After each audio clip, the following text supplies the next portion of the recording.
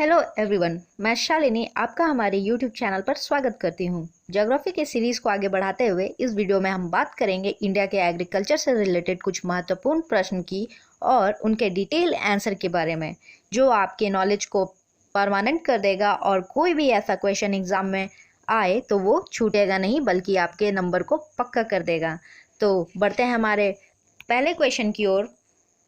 First question है, golden fibre refers to, सुनहरा रेशा किसे कहते हैं? Option A hemp, option B cotton, option C jute, option D nylon. So the correct option is option C jute. Jute को golden रेशा के नाम से जाना जाता है। इसे गोल्डन रेशे के नाम से इसलिए जाना जाता है क्योंकि इसका रंग चमकीला पीला होता है, ब्राउन भी हो सकता है और ये शाइनी होता है और ये एक प्राकृतिक पदार्थ है जो कि प्लांट जीनस कोडोकोरस से मिलता है। अब बात करते हैं जूट का उपयोग किस चीज़ में होता है। तो मेनली जूट का उपयोग मैन्युफैक्चरिंग, टेक्सटाइल्स और पैकिंग इंडस्ट्रीज में होता है। बढ़ते हैं हमारे अगले क्वेश्चन की ओर। Question number 2, sucrose content in sugar cane decreases. Sucrose का मात्रा शुगर केन में कम हो जाता है, किस वजह से? Option A, if frost occurs during the process of ripening. Option B, if high rainfall occurs during the period of growth of the plant. Option C, if there is high temperature during the time of ripening. Option D, if there is a fluctuation in temperature during the period of growth of plant. So the correct option is option B, if high rainfall occurs during the period of growth of the plant. ये इस वजह से होता है क्योंकि quality of sugarcane means the sucrose content in sugarcane, which is an important fact in sugar production. यानी कि sucrose की जो मात्रा होती है वो शुगर केन की क्वालिटी को अच्छी बनाती है, बेहतर बनाने के लिए होती है। शुगर केन जनरली ट्रॉपिक्स और सब ट्रॉपिक्स में ग्रो करते हैं और इनको ग्रो करने के लिए 6 से 7 महीने वाटर की ज़रूरत होती है, लेकिन एक्सेस वाटर हो जाने के कारण इसमें सुक्रोज की मात्रा कम हो जाती है, जिससे शुगर केन का क्वालिटी घट जाता है। बढ़ते हैं अगले क्वेश्चन की ओर। Question number 3, the important features of shifting cultivation is. Option A, cultivation by transplantation. Option B, cultivation of leguminous crops. Option C, change of cultivation site. Option D, rotating of crops. Shifting cultivation यानी कि वैसा कृषि जिसे बार बार बदला जाता हो, उसे क्या कहते हैं? So the correct option is option C, change of cultivation site. नाम से ही पता चल रहा है शिफ्टिंग यानी कि शिफ्ट करने वाला। तो इसे जनरली ट्रॉपिकल अफ्रीका में किया जाता है शिफ्टिंग कल्टीवेशन, जिसको हिंदी में झूम खेती भी कहा जाता है। अब जानते हैं इंडिया में इसे और किस किस नाम से जाना जाता है। झूम खेती, जो कि नॉर्थ ईस्टर्न इंडिया में कहा जाता है शिफ्टिंग कल्टीवेशन को, और उसका दूसरा नाम भी है दीपा, जिसको मध्य प्रदेश में कहते हैं, पोदू आंध्र प्रदेश में, कुमारी वेस्टर्न घाट्स में और जनरली केरला में। अब वर्ल्ड में शिफ्टिंग कल्टीवेशन का क्या क्या नाम है? रोका ब्राज़ील में, मिल्पा ग्वाटेमाला में, चेन्ना श्रीलंका में और लदांग जावा और इंडोनेशिया में। इनके अलावा भी और भी नाम हैं जो कि इंडिया और विश्व में शिफ्टिंग कल्टीवेशन का नाम से पुकारा जाता है, उनका लोकल लैंग्वेज होता है। बढ़ते हैं अगले question. Question number 4, extensive subsidence agriculture is. व्यापक निर्वाह कृषि क्या है? Option A, farming on slopes of Western Ghats. Option B, farming in the thickly populated area. Option C, in the thinly populated area. Option D, farming in the forest of equatorial reason.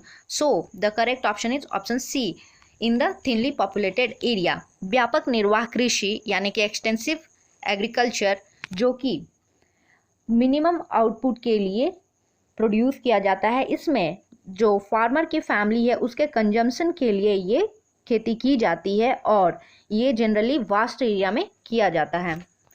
Let's move to our next question. Question number 5, what type of farming is practised in the densely populated regions of the world. पूरे विश्व में घनी आबादी वाले, जनसंख्या वाले क्षेत्र में कौन सी कृषि की जाती है? Option A, commercial farming. Option B, extensive farming. Option C, intensive farming. Option D, plantation farming. So the correct option is option C, intensive farming, जिसे गहन कृषि के भी नाम से जाना जाता है। इंडिया में गहन कृषि बहुत सारे राज्यों में किया जाता है, जैसे कि पंजाब और राजस्थान के कुछ पार्ट्स, यूपी और एमपी में। गहन निर्वाह कृषि, जिसमें कि सघन कृषि के नाम से भी जाना जाता है, इसमें कम जमीन पर अधिक परिश्रम, पूंजी, उर्वरक या कीटनाशक आदि डालकर अधिक उत्पादन लिया जाता है। इसमें एक ही भूमि पर वर्ष में कई फसलों को बोया जाता है ताकि वो जनसंख्या को खिला सके, उनका पेट भर सके। बढ़ते हैं अगले क्वेश्चन की ओर। Question number 6 crop rotation refers to option A method of farming without irrigation in an area of limited rainfall. Option B, farming done on the same land by different people turn-wise. Option C, growing same crop in alternative year. Option D, growing different crops in succession. So the correct option is option D, growing different crops in succession. Crop rotation यानी कि फसल का चक्रीकरण। इसमें क्या होता है कि crop को उगाने के लिए अलग अलग तरह के फसल को सीक्वेंस वाइज और सीजन के हिसाब से ग्रो किया जाता है सेम लैंड पर। बढ़ते हैं अगले क्वेश्चन की ओर। Question number 7 mixed farming means, मिश्रित कृषि किसे कहते हैं? Option A growing 2 crops at the same time. Option B growing different crops in succession. Option C producing crops. Option D using mixture of manure and fertiliser. So the correct option is option A, growing 2 crops at the same time. Growing 2 crops at the same time means एक समय पर 2 फसल को उगाना, जिसमें कि example ले सकते हैं आलू और मक्का एक साथ उग सकता है, मूंगफली और अरहर एग्जाम्पल है, हल्दी और अरहर। इसमें एक जो फसल होती है वो उथली जड़ वाली होती है और दूसरी जो होती है वो गहरी जड़ वाली होती है। इससे क्या होता है कि मिट्टी का पूरा पोषण जो है वो यूटिलाइज किया जा सकता है एक टाइम पर ही, और इसमें इन्वॉल्व किया जाता है क्रॉप्स और लाइव स्टॉक यानी जानवर को पालना भी और फसल को उगाना भी। इससे क्या हो जाता है कि किसानों को क्रॉप का जो बचा हुआ हिस्सा होता है वो एनिमल को खिला दिया जाता है, वो वेस्ट नहीं जाता, और एनिमल का जो वेस्ट होता है उसका यूज़ कंपोस्ट के लिए किया जाता है, जो कि खेती के लिए हेल्पफुल होता है। बढ़ते हैं अगले क्वेश्चन की ओर। Question number 8 Which one of the following regions experiences 3 cropping season for rice in India?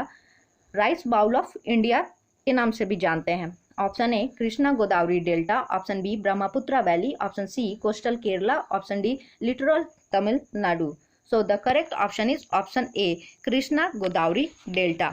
ये एरिया ऐसा एरिया है जिसमें एक टाइम पर 3 क्रॉपिंग सीजन जो होती है राइस की वो कंप्लीट की जाती है। इसमें छत्तीसगढ़ जो राज्य है जिसको राइस बाउल ऑफ इंडिया के नाम से भी जाना जाता है, ईस्टर्न गोदावरी डिस्ट्रिक्ट जो है उसे राइस बाउल के नाम से भी जानते हैं। यहाँ पर चावल की तीनों तरह की यानी तीनों किस्मों की प्रजातियों को उगाया जाता है, जो कि बहुत ही अच्छी बात है। बढ़ते हैं अगले क्वेश्चन की ओर। Question number 9 Murrah is a breed of, Murrah किसका ब्रीड है? Option A pig. Option B buffalo. Option C sheep. Option D goat. So the correct option is option B buffalo. Buffalo Murrah का एक ब्रीड है जो कि मूलतः पंजाब का एक पशु है, किंतु अब ये बहुत सारी देशों में भी पाला जाता है। हरियाणा में इसे काला सोना के नाम से भी जाना जाता है। इस भैंस में ये दूध में वसा उत्पादन के लिए सबसे अच्छी नस्ल मानी जाती है। मुर्रा की खासियत ये होती है कि इसकी सींग जलेबी के आकार की होती है। बढ़ते हैं अगले क्वेश्चन की ओर। Question number 10 in which month are the kharif crops sown? इनमें से किस मंथ में खरीफ फसलों को बोया जाता है? Option A April. Option B June. Option C September. Option D November. So the correct option is option B June. जून में खरीफ फसलों को बोया जाता है और अक्टूबर के आसपास में इसे काट लिया जाता है। जून और जुलाई के बीच में भी बो सकते हैं। और इसका जो शब्द का उत्पत्ति हुई है वो अरबी भाषा से हुई है, जिसका मतलब होता है पतझड़। कुछ खरीफ एक फसल का एग्जाम्पल है चावल, मक्का, ज्वार, बाजरा, गन्ना और बहुत सारे हैं। Let's move to next question. Question number 11 which one of the following Indian states is the largest producer of rubber? इनमें से कौन सा भारतीय राज्य है जो कि सबसे अधिक नेचुरल यानी कि प्राकृतिक रबर का उत्पादन करता है? Option A Tamil Nadu. Option B Kerala. Option C Assam. Option D Andhra Pradesh. So the correct option is Kerala. Kerala जो कि इंडिया में 90% टोटल रबर, नेचुरल रबर का प्रोडक्शन करता है और ये पूरे वर्ल्ड में 3rd रैंक पर है प्रोड्यूसर के रूप में और 4th नंबर पर है कंज्यूमर के रूप में। इससे पहले तमिलनाडु फर्स्ट प्रोड्यूसर था, अब नए डाटा के अनुसार अब केरला हो गया है। बढ़ते हैं अगले क्वेश्चन की ओर। Question number 12, which of the following is not a rabi crop. इनमें से कौन सा ऐसा क्रॉप है जो कि रबी क्रॉप नहीं है। Option A wheat, option B millet, option C mustard, option D grain. So the correct option is option B millet. Millet rabi crop नहीं है। अब ध्यान देते हैं, रबी क्रॉप जो कि विंटर सीजन में बोई जाती है और अप्रैल में काटी जाती है। इनके कुछ एग्जाम्पल है वीट, पीस, ग्राम, etc। रबी जो टर्म है वो भी अरेबिक वर्ड से ही निकला हुआ है जिसका मतलब होता है स्प्रिंग। स्प्रिंग इसलिए क्योंकि इसे स्प्रिंग के मौसम में काट लिया जाता है। अगले क्वेश्चन की ओर बढ़ते हैं। Question number 13, which of the following is a cash crop. इनमें से कौन सा फसल नगदी फसल है। Option A wheat, option B millets, option C rice, option D rubber. So the correct option is option D rubber. Rubber जो कि कैश क्रॉप यानी कि नगदी फसल के नाम से जानते हैं। कैश क्रॉप को प्रॉफिट क्रॉप के नाम से भी जाना जाता है। रबर जो कि एक सदाबहार पेड़ है, वन में पाया जाता है ये। इसके दूध यानी कि लैटेक्स से रबर तैयार होता है। रबर को इंडिया में किसने लाया या फिर बाकी देशों को किसने इंट्रोड्यूस कराया, वो थे इंग्लैंड वासियों ने, जिन्होंने एशिया में इसे लाया था। ये जो है वो कैश क्रॉप और भी बहुत सारे हैं जैसा कि एग्जांपल है cotton, cocoa, tea, rubber, etc। Let's move to our next question. Question number 14, which of the following soil is most suited for tea plantation. इनमें से कौन सा मिट्टी टी यानी कि चाय के उत्पादन के लिए सुटेबल है, उपयुक्त है। Option A acidic, option B alkaline, option C alluvial, option D regur. So the correct option is option A acidic. Acidic soil जो कि लोम सॉइल में पाया जाता है, इसमें एसिड की मात्रा अधिक होती है। ये नेचर एसिडिक होता है और इसमें कैल्शियम नहीं होती है। ये सॉइल विदाउट कैल्शियम की होती है। सॉइल बहुत ही हल्की होती है और इसमें वाटर प्रिक्लॉइट नहीं होता। और चाय के उत्पादन के लिए सबसे ज़्यादा ज़रूरी होता है कि पानी का जमाव ना हो, तो उसमें चाय का उत्पादन अधिक होती है। बढ़ते हैं अगले क्वेश्चन की ओर। Question number 15, the leading state in the production of cotton in India are. इनमें से कौन सा 2 स्टेट ऐसा है लीडिंग स्टेट है यानी कि सबसे आगे है कॉटन के प्रोडक्शन में। Option A Maharashtra and Gujarat, option B Gujarat and Andhra Pradesh, option C Maharashtra and Punjab, option D Gujarat and Punjab. So the correct option is option A Maharashtra and Gujarat. ये 2 ऐसे स्टेट है जो कि कॉटन के प्रोडक्शन में इंडिया में सबसे आगे हैं। ये इंडिया जो है लार्जेस्ट प्रोड्यूसर है कॉटन का पूरे वर्ल्ड में और ऑल्सो वो कंज्यूमर भी है कॉटन का। बढ़ते हैं अगले क्वेश्चन की ओर। Question number 16, which state has the largest number of sugar mills. इनमें से कौन सा स्टेट ऐसा है जहां पर शुगर की मिलें अधिक है। Option A Punjab, option B Haryana, option C Tamil Nadu, option D Uttar Pradesh. So the correct option is option D Uttar Pradesh. Uttar Pradesh में हमारे देश की सबसे अधिक मिलें स्थापित है जो कि है 155 और टोटल पूरे इंडिया में शुगर इंडस्ट्रीज है 732। लार्जेस्ट शुगर प्रोड्यूसिंग स्टेट हमारी देश की है उत्तर प्रदेश और यहाँ इंडिया की पहली शुगर मिल भी उत्तर प्रदेश प्रतापपुर में लगी थी जो कि 1903 में लगी थी। यहाँ पर शुगर इंडस्ट्रीज या शुगर मिल अधिक है क्योंकि यहाँ पर शुगर की प्रोडक्शन भी अधिक होती है, तो शुगर के प्रोडक्शन में भी उत्तर प्रदेश सबसे आगे हैं। बढ़ते हैं अगले क्वेश्चन की ओर। Question number 17, which one among the following pairs of states in leading producer of तंबाकू इन इंडिया। इनमें से कौन सा ऐसा 2 स्टेट है जो कि तंबाकू यानी तंबाकू के उत्पादन में सबसे आगे है, अग्रणी है। Option A Andhra Pradesh and Karnataka, option B Karnataka and Madhya Pradesh, option C Maharashtra and Chhattisgarh, option D Rajasthan. So the correct option is option A Andhra Pradesh and Karnataka जो कि तंबाकू प्रोडक्शन में सबसे आगे हैं। तंबाकू को इंडिया में पुर्तगालियों ने लाया था जो कि 400 साल पहले लाया था।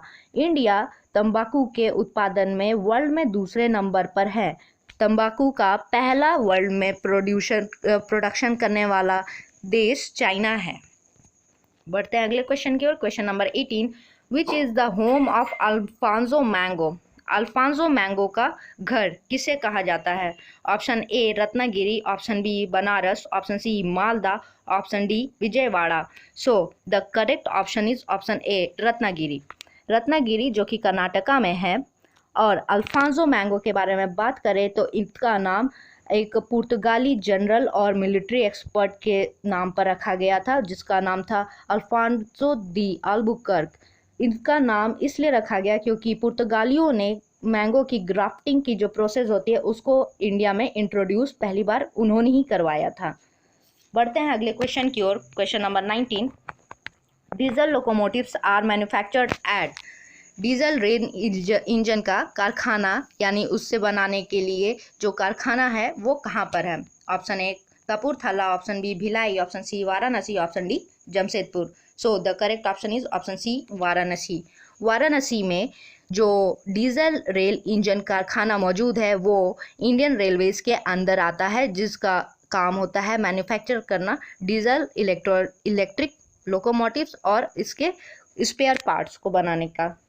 अब बढ़ते हैं हमारे अगले क्वेश्चन की ओर, जो कि है हमारा इस वीडियो का आखिरी question. Question number 20, which one of the following states is the largest producer of black paper in India. इनमें से कौन सा स्टेट जो कि अग्रणी है इंडिया में काली मिर्च के उत्पादन में? Option A Tamil Nadu, option B Kerala, option C Karnataka, option D Andhra Pradesh. So the correct option is option C Karnataka. So the Karnataka जो कि 45% पूरे इंडिया में ब्लैक पेपर का प्रोडक्शन अकेले करता है, और इसमें सबसे इंडिया जो है वर्ल्ड में भी लीडिंग प्रोड्यूसर है ब्लैक पेपर यानी काली मिर्च की। इसके साथ साथ वियतनाम और इंडोनेशिया भी है। Thanks for watching this video. अगर आपको ये वीडियो नॉलेजेबल और यूज़फुल लगा हो तो इससे ज़्यादा से ज़्यादा लाइक और शेयर एंड सब्सक्राइब करना ना भूलें। Thank you.